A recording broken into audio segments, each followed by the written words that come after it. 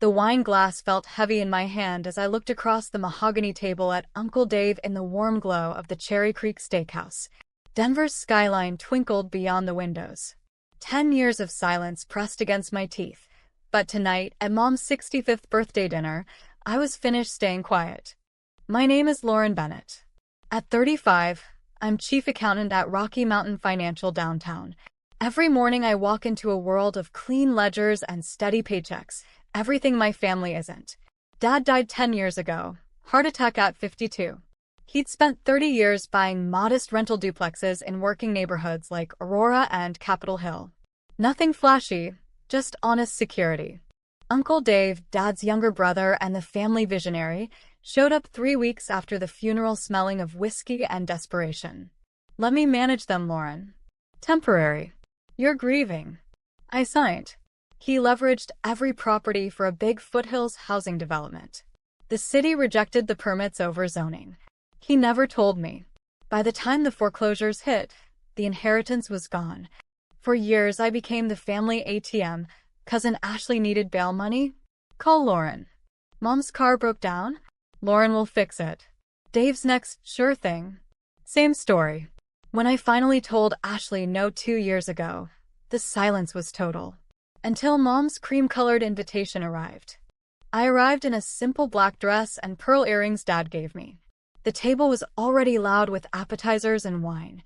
When Ashley asked for startup cash for her jewelry line, I said it plainly, no. Dave laughed. Still bitter about those old properties? I set my glass down. Not about the money, Dave. About the silence. About signing papers while grieving and watching you gamble Dad's life work on a project you knew was dead. The table went still. I'd spent weeks with a real estate attorney. Colorado law on fraudulent conveyance and estate mismanagement gave us a clear window. I still had time to challenge everything in civil court. I laid out copies. The original will naming Dad's properties for me. The confusing transfer documents Dave had me sign.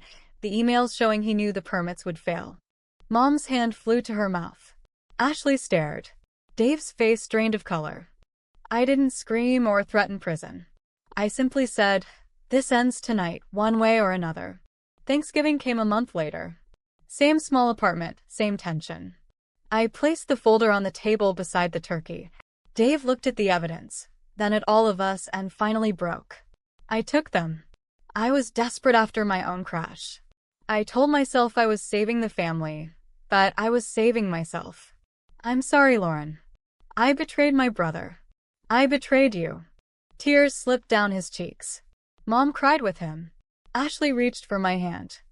I took a slow breath. I won't file charges. We'll work out fair restitution through lawyers, what you can actually manage over time.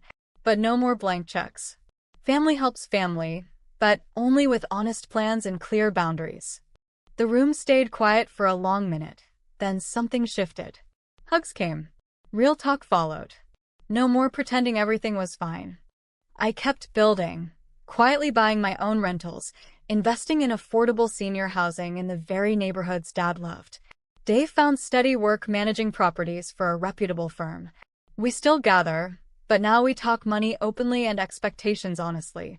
Dad always said family isn't perfect. I finally understand what he meant. Speaking the truth didn't tear us apart.